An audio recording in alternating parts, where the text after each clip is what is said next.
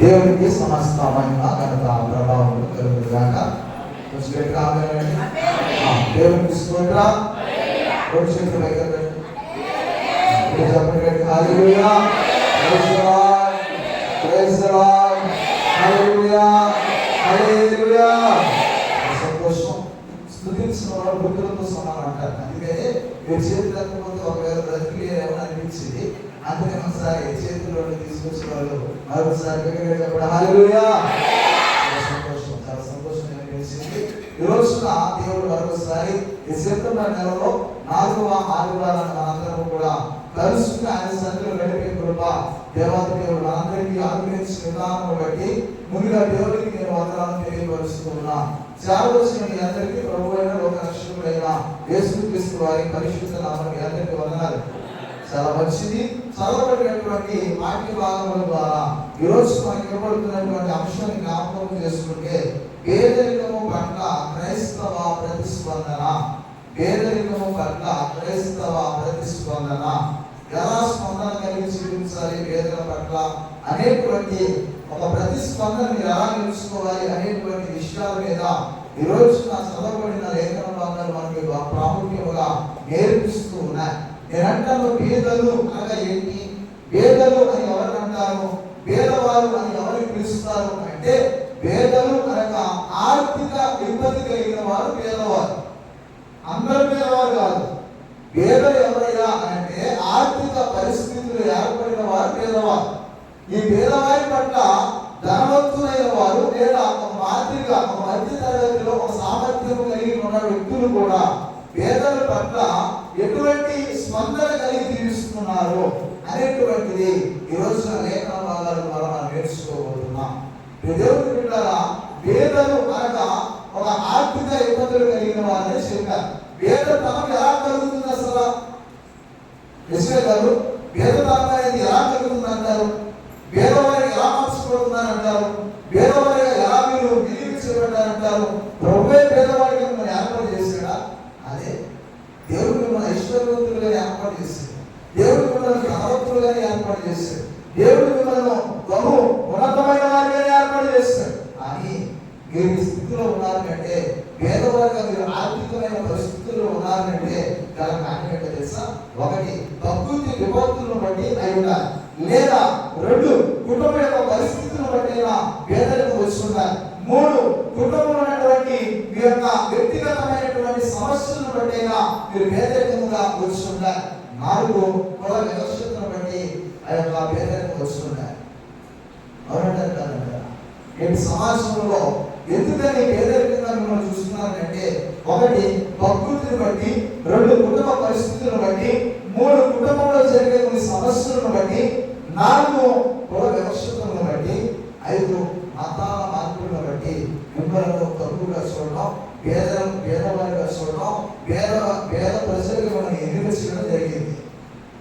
ఎందుకని సమాజం పేదవారిని అంటరాని వారిగా చూస్తుంది? ఎందుకు పేదరాని వారిని ఒక దగ్గర కూడా రాని పరిస్థితుల్లో చూస్తుంది? పేదవారు అనగానే దళితులందరూ కూడా ఏదో పోగొట్టుకున్న విధంగా పేదవారు అనగానే ఇష్టం లేని వారిగా, ఇష్టం కలిగి మాట్లాడేటువంటి వారిగా కాకుండా, ఇష్టం లేకుండా అనేకమైన వారి ఇష్టం వచ్చిన మాటలతో పేదవారిని అనడము, పేదవారిని బాధ పెట్టడము, పేదవారి పట్ల అసహ్యమైన కార్యాలు జరిగించడం, పేదవారిని అంటే వారి ఎలా అనేక మోసాలు చేయడము, దోపిడీలు చేయడము, ద్రోహములు చేయడము, ఒక విధంగా చెప్పాలంటే వ్యవస్థతో కూడిన పనులు చేయడమే పేదవారి పట్ల జరుగుతూ ఉంటాయి. ఎందుకు చెప్తున్న మాటలంటే జాగ్రత్తగా గమనిస్తాం. ఈ రోజున కులాలను బట్టి కూడా పేదరికాన్ని చూస్తున్నారు. అలాగే మతాలను బట్టి పేదరికం వస్తుంది. వస్తున్న వాటిని బట్టి విడదీసి వీరు పనికిరాని వారు, వీరు ఉపయోగం లేని వారు, వీరు మాకంటే తక్కువ కలిగిన వారు, వీరు మాకంటే గొప్పవారు కాదయా, తక్కువ కలిగిన వ్యక్తులు అని తక్కువ చూపుతో ఇంకనూ కూడా వారిని హింసిస్తూ, ఇంకనూ కూడా అనేకమైనటువంటి దోపిడీలు చేస్తూ, అనేక విధమైన ద్రోహచర్యలు చేస్తూ, కక్షతో కూడిన పనులు కూడా చేస్తూ వారిని అణిచి చేస్తున్నారే తప్ప వారిని పైకి ఎగరబట్టాలి. నేడు సమాజంలో ప్రభు మీకు ఇచ్చిన విధానాలను బట్టి మీరు కూడా పేదవారిగా ఉన్నారా? లేదా పర్వాలేదా? దేవుడు ఇచ్చిన కృపను బట్టి దేవుడు అనుగ్రహించిన ఐశ్వర్యము చొప్పున దేవుని యొక్క ఐశ్వర్యవంతులుగా మార్చబడ్డారా, లేదా ఇద్దరు పేదవారిగా మీరు కూడా మీ జీవితాలు నడిపించుకుంటున్నారా, ఆర్థిక స్థితిలో ఉన్నారా ఆలోచించండి ఒకసారి. పేదరికము కలగడానికి ప్రాముఖ్యమైన లక్షణం ఏంటో తెలుసా? వ్యర్థమైన వాటిని అనుసరించుట ద్వారా పేదరికం కలిగింది. వ్యర్థమైన వాటిని అనుసరించుట ద్వారా పేదరికం కలిగింది. పరిశుద్ధ గ్రంథంలో సామెతల గ్రంథంలో 28వ అధ్యాయంలో 19వ వచనాన్ని చదవండి. సామెతల గ్రంథము 28వ అధ్యాయం 19వ వచనం. తన పొలము సేద్యము చేసుకున్న వానికి కడుపు నిండా అన్నము దొరుకును, వ్యర్థమైన వాటిని అనుసరించు వారికి కలుగు పేదరికము ఇంతంతా కాదు. జాగ్రత్త గమనించండి. మీకున్న దానిలో మీరు కష్టపడి సంపాదించి లేదా మీ కుటుంబాన్ని పోషించుకోవడానికి, మీ కుటుంబానికి బాధ్యతగా ఆర్థికమైన పరిస్థితుల్లో దిగజారకుండా, ఆర్థికమైన పరిస్థితుల్లోకి వెళ్లకుండా నీ బిడ్డలకు సంతృప్తి కలిగిన భోజనం కలగడానికి నీకు భోజనం కావాలి, లేదా నీ కుటుంబం సంతోషంగా గడపడానికి ఆర్థిక పరిస్థితులు ఒకరిని చేయాల్సి అడగకుండా ఉండే పరిస్థితి కోసం నేను కష్టపడుతూ ఉన్నాను. ఎందుకంటే పేదవాళ్ళకి ఉండకూడదు. మనకు కలిగిన దాంట్లో మనం కష్టపడి మనం కూడా ఎంతో కొంత వారితో పాటు పోటీగా కనీసం మనం సంపాదించుకునైనా తినాలి. అన్యంగా తినడం అది మంచిది కాదు, ద్రోహాలు చేసి సంపాదించుకోవడం మంచిది కాదయ్యా అని మేము కష్టపడి చక్కగా సంపాదించుకుని కష్టపడుతున్నాం, అది మంచిది. అట్లా ఉంటే నువ్వు దెబ్బలే. కానీ వాక్యం చెబుతుంది, వ్యర్థమైన వాటిని అనుసరించువారు పేదరికము కలిగే పరిస్థితి ఎక్కడికి తెలుసా? ఇంత కాదు. ఒకవేళ చెప్పాలంటే వ్యర్థమైన వాటిని నేను అంటున్నాను, నీ కుటుంబాన్ని పోషించుకోవాలంటే పనికి వచ్చిన పని చేసుకోవాలి. నీ కుటుంబాన్ని బాధ్యతగా ఆర్థిక స్థితిలోకి వెళ్ళకుండా ఉండాలంటే చక్కగా నీ జీవితానికి ఏ పని చేస్తే ఒక రూపాయి వస్తుందో, ఏ పని చేస్తే నీ కుటుంబాన్ని పోషించుకోగలుగుతావో, ఏ పని చేసుకుంటే నీ కుటుంబాన్ని ఆర్థిక స్థితి నుంచి తప్పించుకోగలుగుతావో, ఏ పనిలో కష్టపడితే నీ కుటుంబము సమస్య నుంచి బయటపడుతుందో అనేటువంటి ఆలోచన చేసి నీవు చేయవలసిన పనులు చేస్తే చాలు. కానీ నేటి దినాల్లో పేదరికం కలుగుతుందంటే అర్థం ఏంటంటే, పేదరికం ఎందుకు కలుగుతుందంటే వ్యర్థమైన వాటిని అనుసరిస్తున్న ప్రజలందరి ద్వారా కుటుంబంలో బిడ్డలు బాధపడుతున్నారు, భార్య బాధపడుతుంది, కుటుంబం కూడా పేదరికంతో తినడానికి తినలేని పరిస్థితి కూడా ఏర్పడుతున్న కుటుంబాలు సమాజంలో ఉన్నాయి.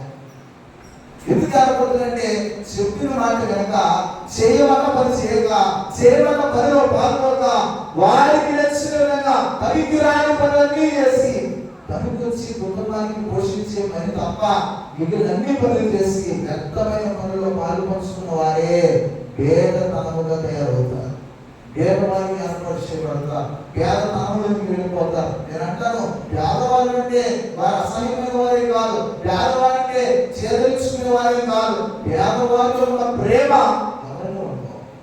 విధంగా చెప్పాలంటే కానీ ఈరోజు నువ్వు పేదతనంగా మార్చబడుతున్నావంటే వ్యర్థమైన పని చేస్తున్నావా, లేదా నీ జీవితానికి ఉపయోగమైన పని చేస్తున్నావా? వ్యర్థమైన పని అంటే ఎట్లా ఉంటుంది తెలుసా?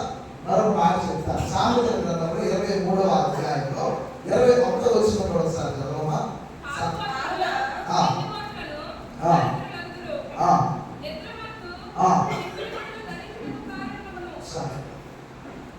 చదవబడిన ఎంతవరకు చదవబడిన మాట ఏంటంటే రాజుపోతులు, నిద్రపోతులు, దిద్యపోతులు కలిగి ఉంటారు. చూడండి ఏమవుతారంట అంటే పేదలకు ఎందుకు వస్తే కుటుంబంలో కష్టపడే కాదు, కష్టపడకుండా కూర్చున్నారు చూడండి, తెచ్చిపెడితే తింటారు చూడండి, అప్పుడు పేదరికం కలిగింది.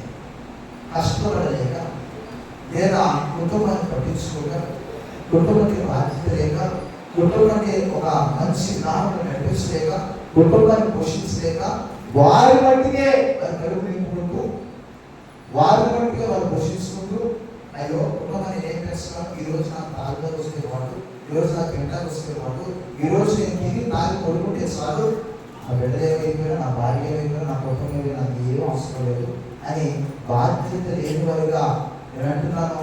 ఉన్న వ్యక్తులు వలన కుటుంబంలో పేదతనం ఏర్పడుతుంది. ఈరోజు పేదరికి ఏర్పడుతుందంటే ఎవరో తెలుసుకుంది కాదు, నీవు చేస్తే వ్యక్తమైన ఇటువంటి పనుల వల్లనే, కుటుంబానికి ఉపయోగం లేని పనుల వల్లనే కుటుంబంలో పేదరికము ఏర్పడుతుంది. చదవండి, ఈ రోజున పేద స్థితిలో దిగజారిపోతున్నారంటే, ఆర్థికమైన ఇబ్బందుల్లో దిగజారిపోతున్నారంటే, ఆర్థిక ఇబ్బందులతో అనేక విధాలుగా గుర్తులాడుతున్నారంటే అర్థమదే. ఆ ఇబ్బంది ఎందుకు కలుగుతుందంటే మీ భర్త ద్వారానో లేదా మీ ద్వారానో మీరు సరైన మార్గంలో పనిచేయలేక, వ్యర్థమైన వాటిలో పని చేయబట్టి, పనికి రాని వాటిలో పనిగా పాల్గొబట్టి ఈ కుటుంబము ఉన్నత స్థితిలో కుటుంబము దిగజారిపోతుంది. గుర్తుంచుకోవాలి సార్. అదే ముందుగానే మీరు ఆలోచనపూర్వకంగా ముందుగానే పేదరికం కలుగుతుంది, నాకు ఎందుకని ఇలా కలుగుతుంది, నా కుటుంబంలో నేను ఎందుకని ఇలా పేదరికం తెలుసుకుంటున్నా, ఆ ప్రవర్తన పెట్టేనా, నేను చేయలేని పనులు పెట్టేనా అని ఆలోచన చేసి సరి చేసుకోగలిగితే నేను అంటాను పేద స్థితికి కాదు. చదవబడిన మొదటి పాఠంలోకి వెళ్తే ఆమోసు గ్రంథంలో 8వ అధ్యాయంలో 4వ వచనాన్ని ఒకసారి దరిద్రులను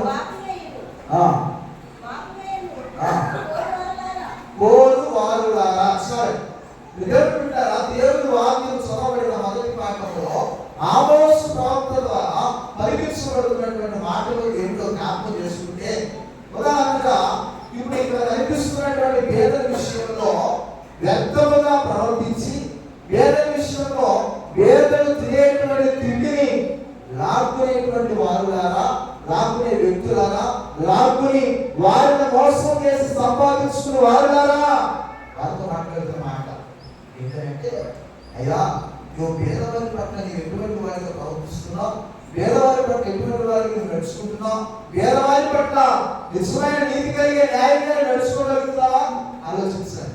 ఈ రోజు చదవని పాఠంలో ఒక ధనవంతులు ఉన్నారు, పేదవారు ఉన్నారు. ఇప్పుడు పేదవారు సంపాదించుకునే సంపాదన కంటే ధనవంతుల సంపాదన గొప్పది, అవునా కదా? ధనవంతులకి సంపాదించినా సంపాదించకపోయినా వాళ్ళకి ఎప్పుడు కూడా సమృద్ధిగానే ఉంటుంది. అది పేదవారికి అట్లా ఉండదు. కానీ పేదలు కడుపు నిండా సంపాదించుకుని తినడానికి పేదతనంలో ఉన్నటువంటి పేదరికంలో ఉన్న ప్రజలందరూ కూడా, ఇశ్రాయేలీయులందరూ కూడా అనేకమైన రీతిగా వారి యొక్క పనులు వారు తీసుకుంటూ వారు నడిపించుకుంటూ ఉన్నారు. ఈ విధానంలో ధనవంతులు చేస్తున్నటువంటి ఒక చట్టం ఏంటంటే, ఒక పాపపు క్రియ ఏంటంటే, పేదల యొక్క నోట్లోకి వినాలనుకున్నారు. ఏదైనా చెప్పాలంటే పేదలను వారు సంపాదిస్తున్న వారిని లేదా వారు కష్టపడుతున్న దానిలోని లాక్కోవాలనుకున్నారు. ఎట్లాగా? ఒక త్రాసు ఉంది, ఒక త్రాసు ఉంది అనగా ఇప్పుడంటే ఆ షాపుల్లో కరెంటు ఇది వచ్చింది కాటాలు, కానీ ఒకప్పుడు త్రాసుతో కొలిచేవారు.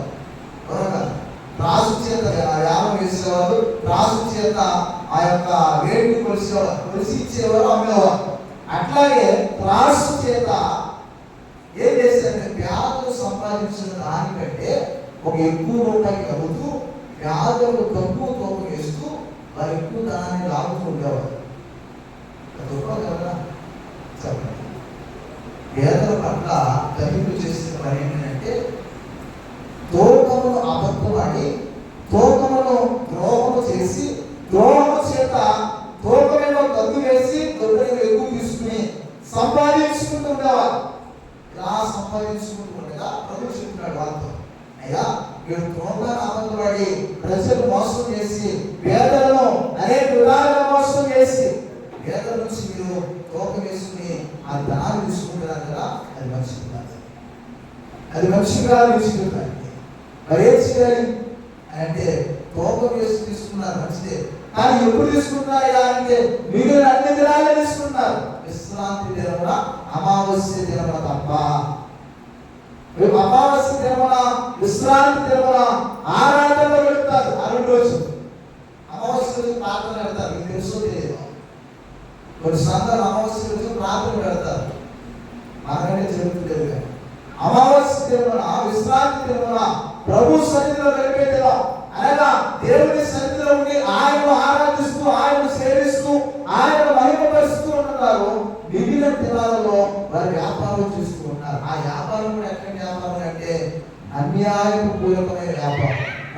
చేసే వ్యాపారం, అక్రమంగా దోచుకునే వ్యాపారం, ప్రజలను పేదవారి దగ్గర నుంచి లాక్కుని మృగాలనేటువంటి తలపు చేత తక్కువ కోపం వేసి ఎక్కువ డబ్బులను తీసుకునేటువంటి వారుగా ధనవంతులైన వారు కనిపిస్తున్నారు. అంటే చూడండి, వ్యాపారంలో మోసం చేసి ప్రజలు మోసం చేస్తున్నారు. చదవబడిన మొదటి పాఠంలో ఈ సందర్భంలో నేను అంటున్నాను, మోసం చేసే మనిషి కానీ పేదవారు నేనంటాను ఎప్పుడు కూడా అదే పేద స్థితిలో ఉండరు, ఎప్పుడు కూడా అదే పేదరికంలో ఉండరు. నేను అంటున్నాను, లాక్కోవడమే కాక వారు తీసుకొచ్చిన ధాన్యాలలో గోధుమలలో కూడా మోసం జరిగింది. మంచి గోధుమలు కాక చెత్త గోధుమలమే. ఒక మంచి పదార్థాలు అనగా చెత్త పదార్థాలు అమ్ముతూ ప్రారంభించారు.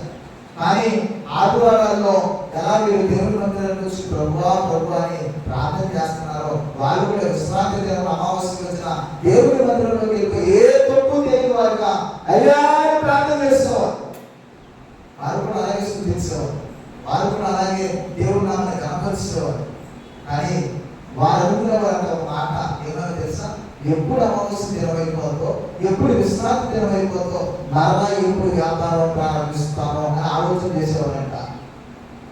చూడండి, అంటే ఏంటి, సంపాదించుకోవడానికే చూస్తున్నారు తప్ప, సంపాదించుకుని ఇంకా కూడా ప్రజలను మోసం చేయడానికే చూస్తున్నారు తప్ప, పేదవారిని ఇంకా కూడా అణిచివేయడానికే చూస్తున్నారు తప్ప, పేద స్థితిలో ఉన్న వారిని ఇంకా కూడా తొక్కాలి, వారు సంపాదించేదాన్ని మెంగాలి, వారు సంపాదించేదాన్ని దోచుకోవాలి అని చూస్తున్నారు తప్ప, ఆ 2 దినాలు కూడా ఎప్పుడు వెళ్ళిపోతాయా, మరలా ఎప్పుడు మేము వ్యాపారం చేసుకుంటామా, ఎప్పుడు ప్రజల్లో లాక్కుంటామా అని ఎదురు చూస్తూ ఉంటారు. దేవుడు బిడ్డలారా, ఒక విధంగా ఈ మాట బట్టి మీకు ఏమర్థమైంది, ఒక పెద్ద చేప ఉంది, పెద్ద చేప చిన్న చేప మింగింది. పెద్ద చేప చిన్న చేప మింగగలదు, ఒక పెద్ద జంతువు చిన్న జంతువును తినగలదు. అట్లాగే ఒక పెద్దవారు కలిగినటువంటి స్వామతి కలిగిన వ్యక్తులు పేదరికంలో ఉన్న వ్యక్తులను మింగేయగలరు. జాగ్రత్త, వాస్తవం కదా.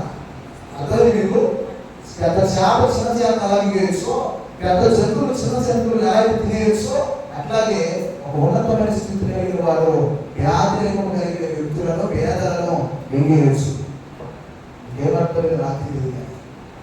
సాతాను కూడా ప్రతి సందర్భంలో కూడా ఎప్పుడు ఎవరిని మృంగుదమా ఎదురు చూస్తూ సింహం వలె గర్జిస్తూ ఈ లోకంలో మిమ్మల్ని మృంగడానికి, పేదవారి మిమ్మలను యేసుక్రీస్తు నమ్ముకున్న విశ్వాసాలను మిమ్మలను ఇంకా కూడా మృంగేయడానికి అపవాది ప్రయత్నం చేస్తూ ఉంది. ఇది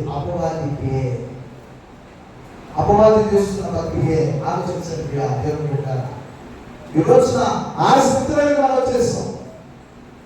ఈ రోజు మనం మృంగివేయబడితే పేదరికంగా మనలను మృంగేసేటువంటి పరిస్థితిలో అపవాదం చూస్తుండగా అపవాది లోటులకు మనం మృంగగలిగేటువంటి అవకాశాన్ని ఇస్తే నేనంటాను మన స్థితి ఏమవుతుందో ఒకసారి ఆలోచించండి. ఈ రోజున మోసం చేస్తున్న వారు ఎంతమంది లేరు, ఈ రోజున వ్యర్థమైన పనులు చేస్తున్న వారు ఎంతమంది లేరు, ఈ రోజు గృహాలు చేస్తున్న వారు ఎంతమంది లేరు, ఎంతో మంది హింసిస్తున్న వారు ఎంతమంది లేరు, పేదవారిని ఎంతో మందిని అడగబెట్టే వారు ఎంతమంది లేరు. ఆలోచించండి. ఈ రోజున పరిశుద్ధ గ్రంథంలో ఒక మాట చెబుతాను చూడండి. ప్రసంగి గ్రంథంలో 3వ అధ్యాయంలో 17వ వచనం చదవండి.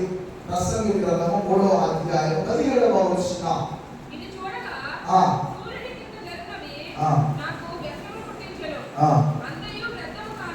అంతము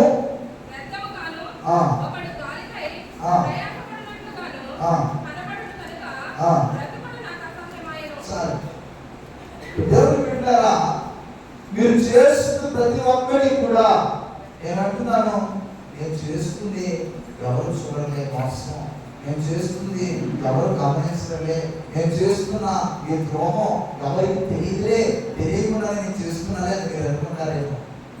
అది తప్పు. అది అనుకుంటే అది మీ భ్రమ. దేవుని బిడ్డలారా, ఈ భూమి మీద మీరు ఏ పని చేసినా, ఏ పాపము మీరు చేసినా, ఏ తప్పు చేసినా ప్రభు చూస్తూనే ఉంటాడు.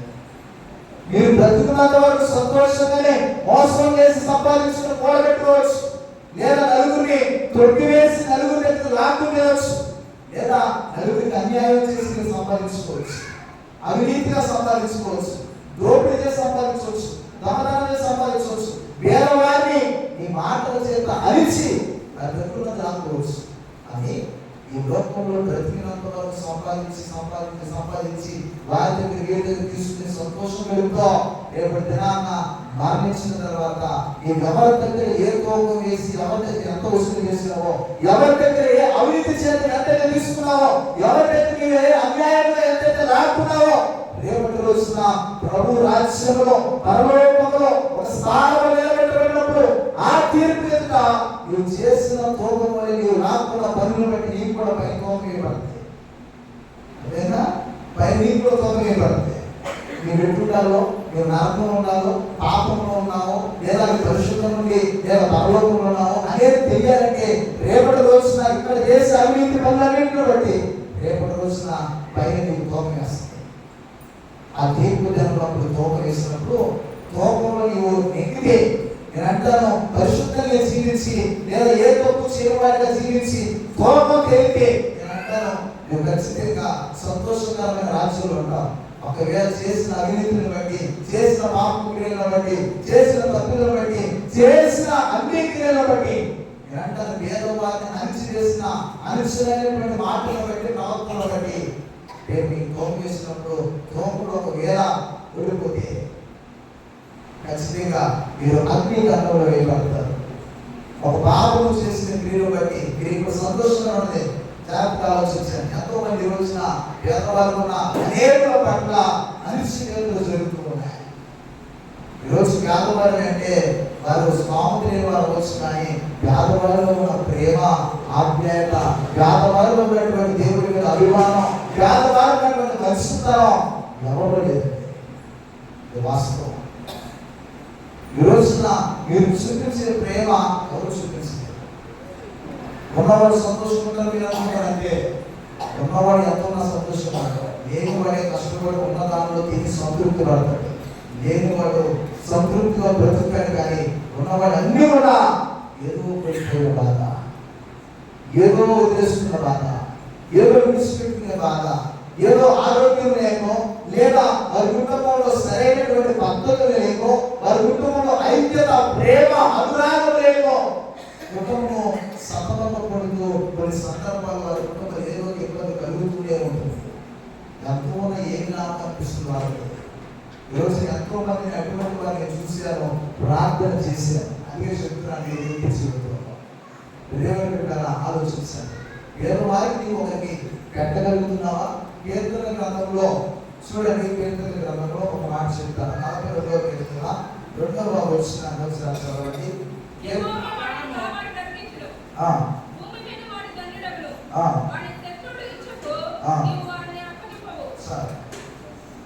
దేవుడు బిడ్డలారా, భక్తిగా మీరందరూ ఎదుగుతూ ఉన్నారు. ప్రభు ఎడల మీరందరూ కూడా ప్రతిదీ కూడా మీకున్న దానిలో అన్నీ కూడా ఒకరికొకరు సహాయపడగలుగుతున్నారు.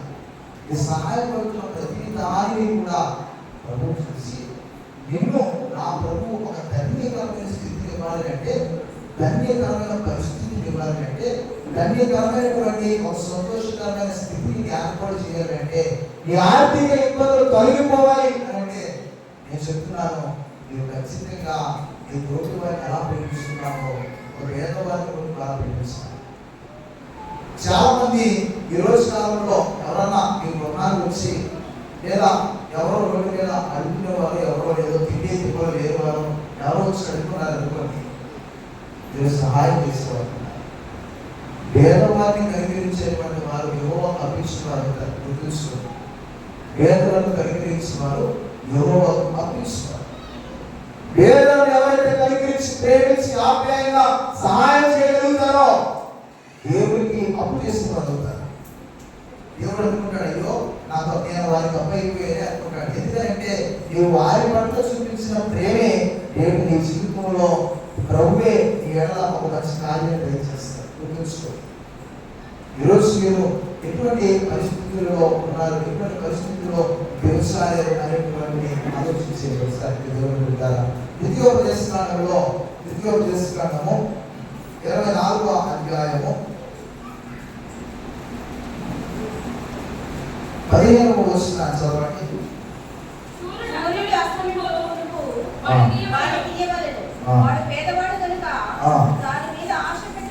వాడు పేదవాడు కనుక దాని మీద ఆశ పెట్టుకుని ఉండును. వాడు నిన్ను బట్టి యెహోవాకు మొరపెట్టలేమో, అది నీకు పాపమగును. గుర్తుంచుకో, పేదవాడు వచ్చేది అడిగినప్పుడు నీకున్నదాన్ని ఎవరు చెప్పలేదు, నీకున్నదాన్ని సహాయం చేయలేదు. వాడికి నీకుంది, తినే స్వామర్థ ఉంది, లేదా సంపాదించుకునే సత్తా ఉంది, కష్టపడుకున్నావు, ఒక స్థితిలో వచ్చావు, ఉన్నతమైన స్థితిలో కూర్చోబెట్టబడ్డావు, నీకుంది ఒకరికి సహాయం చేసే గుణం. కానీ ఒక 10 రూపాయలు కూడా మాట్లాడుస్తావు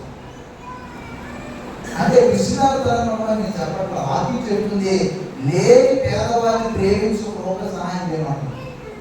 వారికి సహాయం చేసినప్పుడు నేను అంటాను, పేదవారు వచ్చి నేను అడిగినప్పుడు, అయ్యా అమ్మా నాకు తినడానికి లేదయ్యా, కనీసం 10 రూపాయలు అమ్మా కొంచెం తింటాను అన్నప్పుడు నీ దగ్గర ఉంటాయి, తీసివ్వడానికి ప్రాణం అవుతుంది, తీసివ్వడానికి ప్రాణం అవుతుంది. అమ్మో 10 రూపాయలు ఇవ్వడానికే ప్రాణం అవుతుంది. అదే ఆ 10 రూపాయలు ఇష్టంగా ఇస్తుంటే ఎవరైనా చెప్తున్నా, వాక్యం చెప్తుంది, వారు దేవుడికి మొరపెట్టినప్పుడు, ప్రభువా నేను వారికి అడిగినయ్యా, నన్ను నాకు సహాయం చేయలేదయ్యా అని ప్రార్థన చేస్తే దేవుడు ఆ మరణాలు ఇస్తే నేను అంటాను, ఆ పాపం చుట్టూ ఎవరికో తెలిసి నీకే. అదే చెప్తుంది వాక్యం. నువ్వు పాపిగా మార్చబడతావు, పాపం నీకు కలిగింది, శాపం నీకు కలిగింది. ఎప్పుడంటే సహాయం చేయగలిగే కొడుకుడు కూడా సహాయం చేయలేక నీవు అనేక మాటలు చెప్పి పంపించేస్తావు. అప్పుడు వెళ్ళిపోయిన వ్యక్తి మార్గంలో, అయ్యా నేను ఆయన అడిగాను కానీ ఆయన ముందు కూడా పెట్టలేదయ్యా, ప్రభువా ఏంటయ్యా ప్రార్థన చేసేది అనుకోండి. దేవుడు మీ ఎడల అతని మీద మీరు చూపించిన విరోధాన్ని బట్టి మీరే పాపగ్రస్తులు అవుతారు. గుర్తుంచుకోండి. అసలు ఎందుకని ఈ పరిస్థితి ఏర్పడుతుందంటే కేవలము మనం చేసే ప్రవర్తన బట్టే పేదరికం జరుగుతుంది. అందుకనే మన కుటుంబాన్ని మనము కాపాడుకోవాలి, మన కుటుంబాన్ని మనం రక్షించుకోవాలి, మన కుటుంబాన్ని మనం భద్రపరుచుకోవాలి. వాక్యాలు చాలా చెప్తున్నాయి పేదల పట్ల ఎలా ఉండాలని. చూడండి, పరిశుద్ధ గ్రంథంలో నిర్గమకాండంలో కూడా 23వ అధ్యాయంలో 11వ వచనంలో కూడా ఒక మాట రాయబడింది.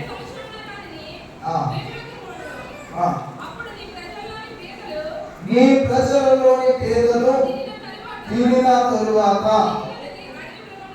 మిగిలినది అడవి మృగములు తినవచ్చును. నీ ద్రాక్ష తోట విషయంలోని నీ ఒలివ తోట విషయంలోను అలాగునే చేయవలెను. దేవుడికి స్తోత్రం. దేవుడు బిడ్డలారా, దేవుడు వాక్యం చెప్తుంది. పూర్వకాల దినాల్లో ఏం చేసేవారంటే ధాన్యాన్ని పండించినప్పుడు కానీ ధాన్యాన్ని ఉంచిన తర్వాత కూడా ధాన్యం పండించి ధాన్యాన్ని తోలేసిన తర్వాత పరములు ఉండేవి, చాలా పరములు ఉంటాయి. ఆ పరములను పేదల కోసం వదిలేసేవారు, ఏరువారు కాదు, ఏర్చేవారు కాదు. ఏదైతే పనులు మిగిల్చుకునేదో, ఏదైతే వదిలేసేవారో అవి పన్ను పెట్టుకుని ఏది వారి కోసం వదిలేసేవారు పూర్వకాలం. ఎందుకు తెలుసా? వారు తిన్నది ఆశీర్వాదకరంగా మార్చబడతారు. చూడండి, అంటే దేవుడు ప్రాముఖ్యంలో కూడా ముందుగా తినబడే అవకాశం ఉంది. ఎవరికంటే పేదలు తిన్న తర్వాత తినండి. ఎందుకంటే పేదవారికి పెట్టింది నీ జీవితానికి ఆశీర్వాదం, పేదవారికి పెట్టింది నీ జీవితానికి వేరు, పేదవారికి సహాయం చేయగలిగింది నీ జీవితానికి ఒక దీవెన.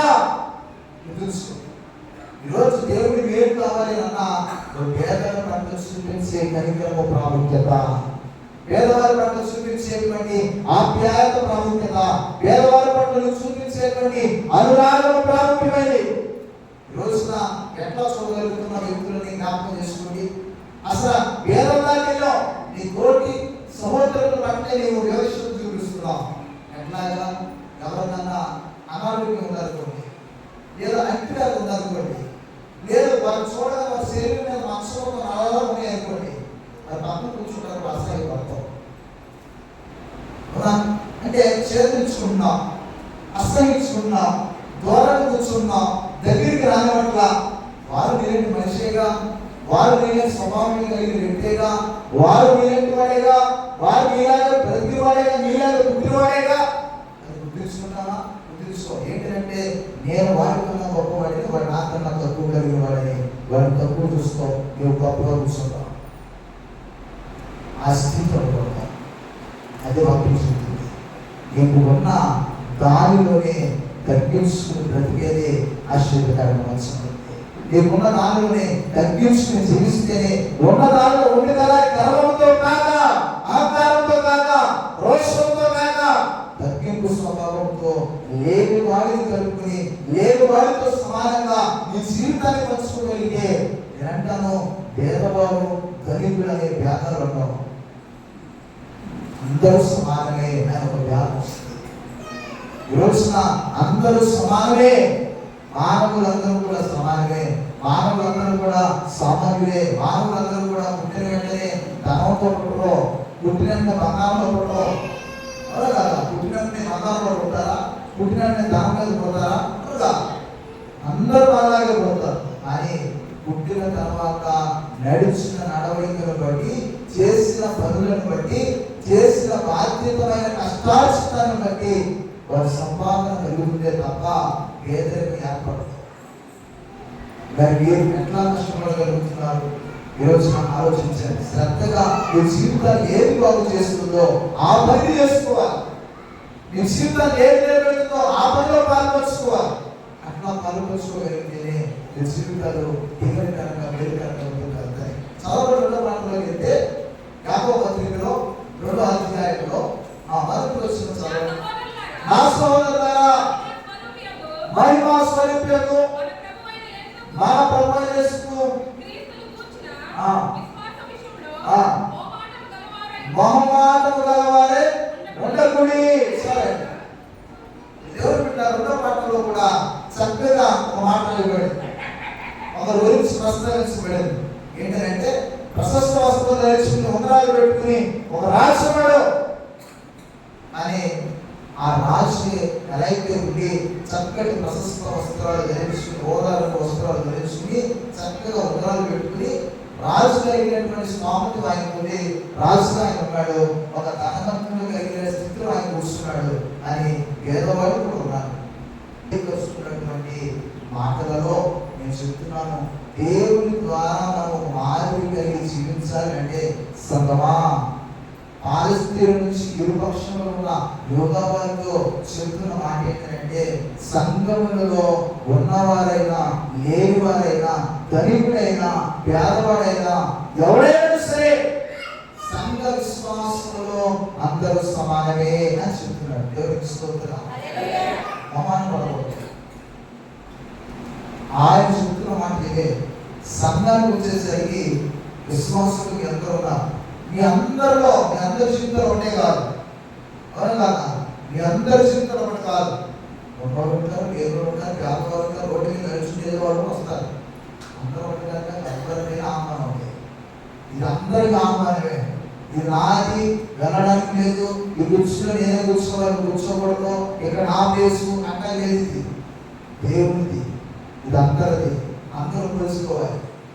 అది ఎక్కడైనా సరే, మీరు ఎక్కడికి వెళ్ళినా, ఎక్కడికి వెళ్ళినా చెప్పే మాట ఒకటే, విశ్వాసం అందరూ కూడా ఐక్యతగా ఆరాధించాలంటే.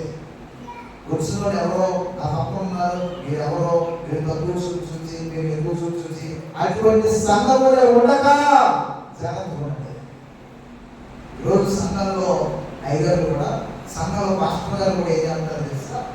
చెప్పడం ఏం చేస్తారంటే చక్కగా ప్రార్థన చేయించుకుంటూ వచ్చినప్పుడు 500 రూపాయలు కాని పెడితే 10 నిమిషాలు ప్రార్థన, 100 రూపాయలు కాని పెడితే 5 నిమిషాలు ప్రార్థన చేస్తున్నారు.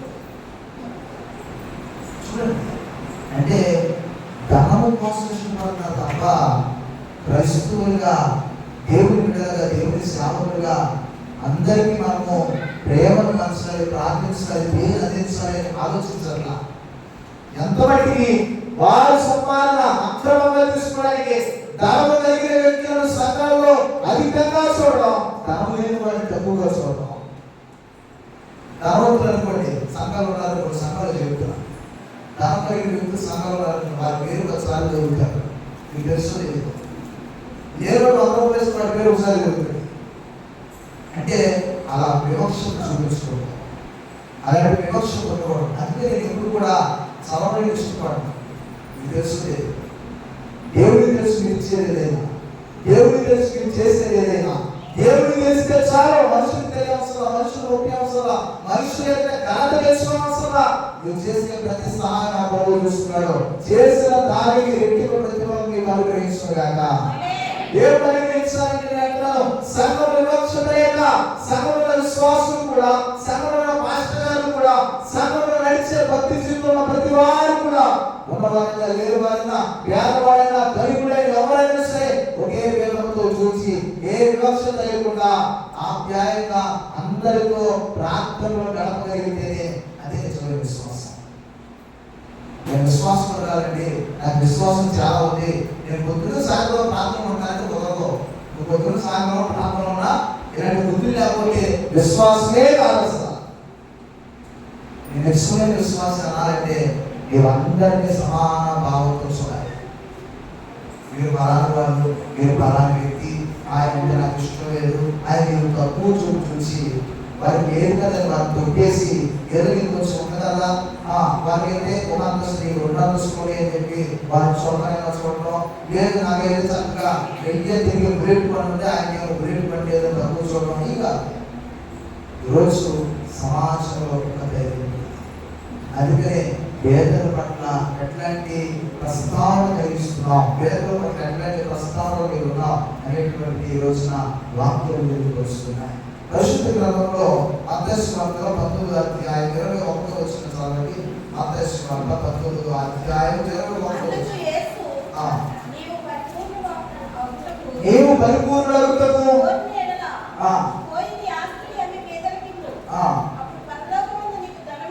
అప్పుడు పరలోకమందు ధనము. ప్రభుని అయ్యా నేను ధనాన్ని పరలోకంలో సంపాదించుకోవాలంటే ఏం చేయాలయ్యా అన్నాడు. అప్పుడు అన్నాడు యేసు ప్రభు గారు, నేను ఒక ఉపాయం చెప్తానయ్యా, అది చేస్తావా? చెప్పండి, ఏం చేస్తావు? సరే, నీకు కలిగి ఉన్న ప్రతి ఆస్తిని అమ్మేసి, నీకు కలిగిన ప్రతి దారిని అమ్మేసి పేదలకు ఖర్చు పెట్టాను. చూడండి, అయ్యా పరలోకంలో ఆస్తి కావాలన్నాడు. ఆ ఆస్తి కావాలంటే నీకు కలిగినంత వేసి పేదలకు ఖర్చు పెట్టు అన్నాడు. ఇప్పుడు అతను చేయాలనిపిస్తుందా చేయకూడదు అనిపిస్తుందా? చెప్పండి. అనుకున్నాడు, ఎందుకు వచ్చినాయి నాకు, ఎందుకు వచ్చిన ఆశనం, ఎప్పుడో జరిగిన అనుభవించుకుంటూ నేను ఆలోచించాను, కొన్నదంతా వేసి పేదలు పెట్టమన్నాను, ఇది ఎక్కడ సాధ్యం వదిలే కానీ కుదరదు. దేవుడు అనిపించుడు పరలోకంలో స్థానం కావాలంటే, పరలోకంలో ధనము కూడబెట్టుకోవాలంటే నేను అంటాను, ఈ భూలోకంలో నివసిస్తున్న మీరు చేసే సహాయాలే, చేసే దాన నమస్కారాలే, చేసేటువంటి ప్రతి రూపాయి కూడా ఎక్కడ ఇచ్చినా, ఏ పేదవారికి ఇచ్చినా, ఎక్కడ సహాయం చేసినా అదే రేపు రోజున మీరు మరణించిన తర్వాత ఒక ఆస్తిగా కూడబెట్టబడుతుంది. దేవునికి స్తోత్రం. మీరు ఇక్కడ కోట్లు సంపాదించినది ఏమి వ్యాకారం, మీరు ఎంత సంపాదించిన ఏమి వ్యాకారం, నిజంగా చెప్తున్నాను, మీరు ఎంత సంపాదించిన ఏమి రాదు. అయితే చక్కగా మనకి ఒక 6 ఎకరాల భూమిలో మనల్ని పెట్టేస్తారు, చక్కగా అంతే తప్ప ఏమి కూర్చుని వెళ్ళాం. అయ్యా నేను బ్రతుకున్నప్పుడు చక్కగా వడ్డాలు చేయించుకున్నానయ్యా, మెడలో చైన్లు చేయించుకున్నానయ్యా, ఉంగరాలు చేయించుకున్నాను, పట్టుకెళ్తానంటే పంపిస్తారా నీతో? లేదా నువ్వు వెళ్ళినా రాదని మనం పంపిస్తాను అంటారా? అంటే ఎన్నైనా వదిలిపెట్టాల్సింది. అట్లాగే నేను అంటున్నాను, ఇక్కడ ధనము శాశ్వతం కాదు, పరలోకంలో ధనము కూడా కట్టాలి. పరలోకంలో ధన సంపద కలిగిన పరలోక రాష్ట్రంలో స్థానం పొందాలి. పరలోకం అంటేనే ధనము కలిగిన స్థితి. యేసు ప్రభువు వారు కూడా పరలోకం నుంచే ధనము కలిగిన స్థితి నుంచే వచ్చేసాడు. యేసు ప్రభువు వారు పరలోకం నుంచి వచ్చేసాడు. ఎందుకు వచ్చాడు? ఆయన ధనము కలిగిన రాజ్యం నుంచి పేదరికానికి వచ్చి పేదల మధ్యలో నివసించి పేద రాలైన మరియ గర్భంలో ధరించి పేద స్థితిలోనే తన జన్మము కలిగింది. పేదల మధ్య తన పరిచయం నడిచింది. పేదల మధ్య ఆయన అనేక కార్యాలు జరిగించాడు. అదే వేదవారి ఎలా ప్రభు వచ్చాడు, ప్రభు మరణించాడు. పరలోక రాజ్యం ధనం కలిగిన రాజ్యం విడిచిపెట్టి రావాల్సిన పని ఏంటి? పరలోక రాజ్యం ఎంతో అభివృద్ధి కలిగి ఐశ్వర్యం నింపబడిన, సంతోషంతో నింపబడిన రాజ్యాన్ని విడిచి పేదల మధ్య మన మధ్య కావాల్సిన అవసరం ఉందంటారా? ప్రభువుకి లేదు. కానీ పరలోకం అనే ధన సంపదను విడిచి ప్రభు పేదరికంలో కూర్చున్నట్టుగా నేను అంటాను, ఈ పేదరికం నివసిస్తున్న మీరు ధన సంపదకు వెళ్ళే రీతిగా ఈ లోకంలో మీరు చేసే క్రియే రేపటి రోజున నీకు మోటగా ఏర్పాటు చేయబడుతుంది. మూడో పాఠంలో జ్ఞాపకం చేస్తే ధనవంతుడు లాజరు తెలుసు. ధనవంతుడు లాజరు గురించి మీరు చాలా సందేశాలు ఉంటారు. నేను ఎక్కువ ఏం చెప్పను, మాట్లాడతాను. ధనవంతుడికి ఉన్నంత వరకు సంతోషం గడిపాడు, కావాల్సింది తిన్నాడు, కావాల్సింది తాగాడు, కావాల్సింది అన్ని తెచ్చుకున్నాడు, సంతోషంగా నా జీవితాన్ని కొనసాగించాడు. ఆ ధనవంతుడి పాదముల దగ్గర ఒక పేదవాడిగా ఉంచుకున్నాడు. తనకి సరైన ఆరోగ్యం లేదు, తనకి సరైనటువంటి ఆస్తి, తినడానికి తిండి లేదు, కట్టుకోవడానికి వస్త్రాలు ఏదైనా చెప్పాలి. తినడానికి తిండి లేక, కట్టుకోవడానికి వస్త్రాలు లేక, ఏమి తినాలో ఏమి త్రాగాలో తెలియక ధనవంతుడైనటువంటి వ్యక్తి దగ్గరికి వెళ్ళి ఆలోచన కూర్చుని అతను తినేటువంటిది ఏదైనా తిన్న రాలంటే అదన్నా తిందాం అనేటువంటి ఆశతో సంతృప్తి ఎదురు చూస్తారు. చూడండి, ఆకలి దగ్గర దొరికే కనీసం ఎంతో కొంత దొరికినా చాలు నా జీవితానికని ధనవంతుడు పాదాల చెంత ఒక ధనికుడు, ఒక వేదహీనుడు అలా కూర్చున్నాడు రాజు. కానీ ధనవంతుడు పేదవారికి ఏమి పేదవాడి విషయంలో అసలు చాలా ద్రోహం చేశాడు. నాకు ఉన్నదా చెప్పి పెట్టే దాంట్లో ఏమో కానీ కనీసం తనకు తిన్న రాయి కూడా తినేమో చేసి ఆ పేదవారికి చాలా అనారోగ్య పరిస్థితి కూడా ఉంది. ఒకటే పట్టుకుంటే సీమ్ కనిపోతే అనుకోవచ్చు. అటువంటి పరిస్థితి చూడడానికి అసహ్యం, వాసన వస్తుంది. అంటే లాజరు పరిస్థితి జ్ఞాపకం చేసుకుంటే ఎంతో ఏమైందండి. అంత దరిద్ర స్థితి మనకు లేదు. విధంగా చెప్పాలంటే అదే స్థితి మనకు ఏర్పడితే మనం అనుకుంటాం, ప్రభు ఎందుకు ఈ బ్రతుకు విశేషంగా అంటాం. కానీ లాజరు కనుక ఉన్నతాలులోనే తన స్థితి కాకపోయినా, పేదరికంలోనే తన బ్రతుకు కాకపోయినా, వస్త్రాలు లేకపోయినా, తినడానికి తిండి లేకపోయినా, ఆరోగ్యం సరైనది లేకపోయినా తెలుసా అదే రీతిగా విశ్వాసం లేదు. అసలు తినడానికి ఏమి లేకపోయినా ప్రభువులో విశ్వాసం విడిచిపెట్టాలి. ప్రభువులను కలిగి ఉన్నటువంటి ఆ భక్తిని విడిచిపెట్టాలి. ప్రభువులను ఆ ప్రేమను విడిచిపెట్టాలి. ఆ విడిచిపెట్టకుండా లోకంలో తను చేసిన విశ్వాసమే తన మరణించాడు. ధనవంతుడు కూడా మరణించాడు. ఇప్పుడు ధనవంతుడు మరణించాడు, రాజైనటువంటి వేదవాడు మరణించాడు. ధనవంతుడేమో నరకంలో ఉన్నాడు, పేదవాడేమో పరలోకంలో ఉన్నాడు. ఎందుకని పరలోకంలో ఉన్న పేదవాడు ధనవంతుడిగా పరలోకం వచ్చుగా ఇలా? ఎందుకంటే ధనవంతుడు లోకంలో సంతోషంగా గడిపాడు, లేని వారికి సహాయం చేయాలా, విమర్శకులు చూపించాడు, చేదరించుకున్నాడు. పేదవారంటే అసహించుకున్నాడు కనుక పేదవారి పట్ల చూపించిన ఆ యొక్క విరోధాన్ని బట్టి ప్రభు ధనవంతుడు కలిగిన వ్యక్తికి పాతాళంలో, నరకంలో అగ్ని గంధకం వేశాడు. ఆ పేదవాడైనటువంటి లాజరుని మాత్రం పరలోక రాజ్యంలో, అనగా చూడండి, పరదేశు అబ్రహాము అనగా పరదేశు, అబ్రహాము లోపల ఆదుకునే స్థితిని లాజరుకి ఇచ్చాడు. దేవుడికి స్తోత్రం. అబ్రహాము అనగా పరదేశులో ఉంటాడు అబ్రహాము పరదేశంలో విందు జరుగుతుంది. పరదేశంలో అబ్రహాము యొక్క విందు జరుగులో అని పూర్వంలో యూదులు చెప్పిన రీతిగా, యూదులు అన్న మాట ప్రకారం ఆ దేశంలో లాజరు విందు స్వీకరించాడు. ఎక్కడంటే అబ్రహాము రొమ్మన ఆనుకుని.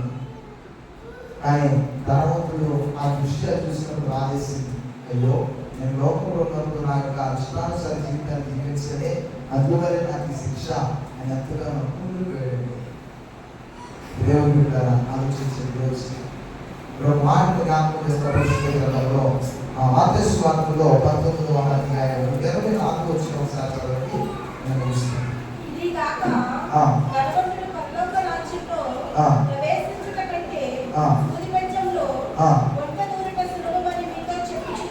సరే, ధనవంతుడు పరలోకంలో ప్రవేశించుట కంటే సూర్యలో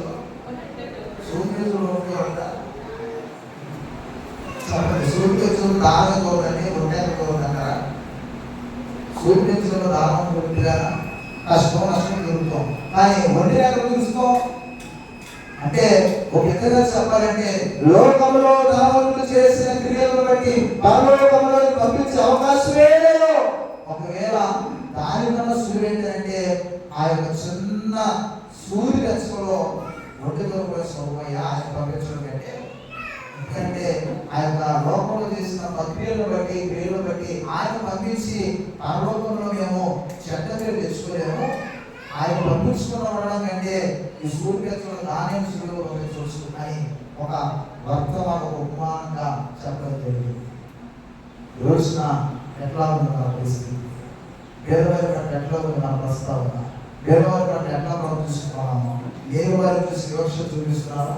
నేను అంటాను, మీరు ఏది చేసినా ప్రతి దానికి తిరిగిపోతే, ప్రతి దానికి సమయం ఉంది, ప్రతి దానికి సందర్భం ఉంది, ప్రతి దానికి ప్రభు ఒక లెక్కగా రాసింది. మీరు ఏది చేసినా ఏ తెలియదని కోరుకుంటే అది వ్యర్థం. ఏది చేసినా ఎవరు అడగలనుకుంటే ఇది వ్యర్థం. ఇక్కడ కొంతవరకు నీ జీవితం ఇష్టం, తర్వాత ఆ నీ జీవితం వేరే దేవుడి చేతిలోకి వెళ్ళిన తర్వాత, దేవుడి చేతిలో కట్టబడిన తర్వాత దేవుడు చూస్తాడు సంగతి. దేవుడు కనిపించలేదు, దేవుడు చూడాలనుకుంటావు, కానీ దేవుడు కనిపించినప్పుడు, దేవుడు జనాల ప్రభు ఎదురు వచ్చినప్పుడు నేను అంటాను, నీవు పరదేశికెళ్తావో అబ్రహాము రూపంలో ఆడుకోగలుగుతావో, లేదంటే ధనవంతుడు లాగా నీవు కూడా పరదేశపడతావో ఆలోచించాను. ఈరోజు అబ్రహాము ఆడుకోవడానికి ఆశ్రమానికి కాదు, అబ్రహాము ఆడుకుంటే నేనంటే నీవు కూడా యోగవలసినట్టుగా అబ్రహాము యుద్ధలో పాల్గొచ్చినట్లే పరలోకంలో.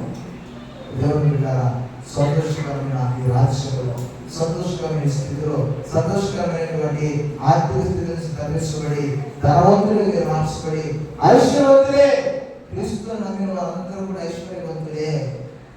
మీరు గుర్తుంచుకోండి, యేసు ప్రభువును నమ్ముతున్న అందరూ కూడా ఐశ్వర్యవంతులే, ఉన్నవారే, సంపద కలిగిన వారే. నేను కూడా అనుకోవడం వ్యర్థం. బుద్ధిమంతులుగా మీరు ఉన్నారు. నేనంటారు, జ్ఞానము కలిగినటువంటి వ్యక్తి నేను జ్ఞాని కదా అనుకుంటే సరిపోదు. ఉన్నవాడు అనుకుంటాడంట నేను జ్ఞాని అనుకుంటాడంట. నేను జ్ఞానం లేని వాడే చాలా జ్ఞానంగా ప్రవర్తిస్తాడంట. అంటే జ్ఞానము కూడా నేను జ్ఞానం లేని వాడిగానే చక్కగా పేదవాడు ఏం చేయాలంటే నిజమైన జ్ఞానం చూపించిన ఉన్నవాడు అతని జ్ఞానం నేర్చుకోలేదు. గుర్తుంచుకోండి ఒకసారి, దేవుడు లేని వాడు బట్టి ఉన్నవాడి పట్ల ఎంత మంచి పని చేసినా, ఉన్నవాడికి ఎంత మంచి సలహా ఇచ్చినా, ఈ జ్ఞానంతో ఎన్ని పనులు చేసినా వారి నోటితో నిన్ను పొగడము, వారి నోటితో అయ్యా నువ్వు చేసింది చాలా బాగుందని చెప్పడం. ఎందుకంటే వారు తప్పు వెళ్ళిపోతారు. వారికి జ్ఞానమే వారనుకుంటారంటే కానీ వారికి జ్ఞానం లేదు. జ్ఞానాన్ని మీరు ప్రవర్తించిన ఈ జ్ఞానాన్ని ఎవరు గుర్తించుకున్నారు? ఈ లోకంలో గుర్తించుకోవచ్చు. మీకున్న జ్ఞానాన్ని బట్టి, మీకున్న జ్ఞానాన్ని బట్టి, మీకున్న స్థితిని బట్టి, మీకున్న పరిస్థితులను బట్టి నా ప్రభువు గుర్తించుకుంటున్నాడు. గుర్తించి మీరు కూడా ఆయన రాజ్యంలో ధన సంపదను ఏర్పాటు చేసేవారుగా మీరందరూ కూడా ప్రయత్నించి, పేదవారు ఉన్నారని బాధపడక, లేని వాడికి ఉన్నారు కదా, పేదవాడికి ఉన్నారు కదా, నేను సామర్థ్యం లేని వాడిని, కనీసం తినడానికి కూడా తిరిగి లేని వాడిని అని బాధపడద్దు. ఇక్కడ లేకుండా ఉండి కానీ నీకున్న విశ్వాసాన్ని బట్టి పరలోకంలో ఒక మూటను సంపాదిస్తున్నాం, పరలోకంలో ఒక రాజ్యాన్ని పొందుకుంటున్నాం, పరలోకంలో ఆస్తిని కూడా పొందుకుంటున్నాం. ఆ ఆస్తి జీవితానికి చాలు. అదే నీకున్న పేదరికం నుంచి ఒక దినాన విడుదల కల్పించి సంతృప్తి, ఆనందం కలిగిన జీవితం నా ప్రభు మీ అందరికీ అనుగ్రహించుగాక. దేవుడి మాత్రం దీవించుగాక. చిన్న ప్రార్థన చేద్దాం. చిన్న ప్రార్థన చేద్దాం. మంగళంగా వీక్లీగా నిర్మించి ప్రియ పరలోకపు తండ్రి, ఈ ఘనమైన శ్రేష్టమైన నామానికి వందనాలు స్తుతిస్తున్నాను.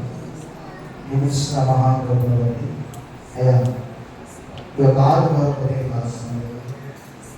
ఎంతవరకు నాయన వేదన పట్ల కలిగి కలిసినటువంటి యుద్ధులు గానాలను గురించి దైవ లేఖనంలో వారు నేర్పించినటువంటి వాక్యానుసారంగా ఆయన అన్యాయముగా కానీ, వ్యర్థముగా కానీ, దురాలోచన చేత కానీ, పేదవారి నుంచి వాక్కోగా, పేదవారి నుంచి మేము తినక, పేదవారి నుంచి మేము దొంగతనంగా పుచ్చుకోక, ఎల్లప్పుడూ అయ్యా మాకున్న సామర్థ్యం కలిగి మేము కష్టపడి కుటుంబాన్ని పోషించుకునే కూడా దయచేయండి. పేదతనంలో నాయన మీకు పరుచున్నానయ్యా, ఆర్థిక సమస్యలు ఉన్నాయని తెలుసుకుంటున్నానయ్యా. నాకున్న ఆర్థిక పరిస్థితి నేను అనుకుంటున్నాను, కానీ ప్రభువా నా విశ్వాసాన్ని బట్టి లోకంలో లేని వారి కంటే ధనాన్ని పరలోకంలో సంపాదించే అనే ఘనత నాకు సేవ కదయ్యా. తండ్రి, పరలోక రాజ్యంలో స్థానం పొందాలంటే పేదలను కనికరించుకున్నాను, పేదలను కనికరించిన వాడు యెహోవా తప్పించేవాడు అన్నావయ్యా. అయ్యా నాయన, నీకు అప్పించిన వాడుగా నేను కాదు అయ్యా. నాకున్న దానిలో నాకున్న కలిగిన వెలుగులో ప్రభువా ఇతరులతో సహాయపడి ఇతరులకు అనేక విధాలుగా నేను సహాయం అందిస్తూ మరింతగా ఒక మోటను పరలోకంలో పొందుకోవడానికి, సంపాదన చేసుకోవడానికి నాకు సహాయం చేయండి. ఆయన సభలో వచ్చిన బిడ్డలందరూ దీవించండి, ఆశీర్వదించండి. వచ్చిన బిడ్డలందరికీ కావలసినటువంటి నియమాన్ని నింపబడి ఆయన వచ్చిన ఎవరు దాకా వెళ్ళకుండా దాన్ని కనికరాన్ని చూసుకుని ఆయన వారికి కావలసినటువంటి ఐశ్వర్యవంతులు బిడ్డలు మార్చబడి ఒక ఉన్నత స్థితిలో పెట్టబడడానికి సహాయం చేసింది. ఆ ప్రభువు యేసు క్రీస్తు నామమున అడిగి వేడుకొనుచున్నాము తండ్రి.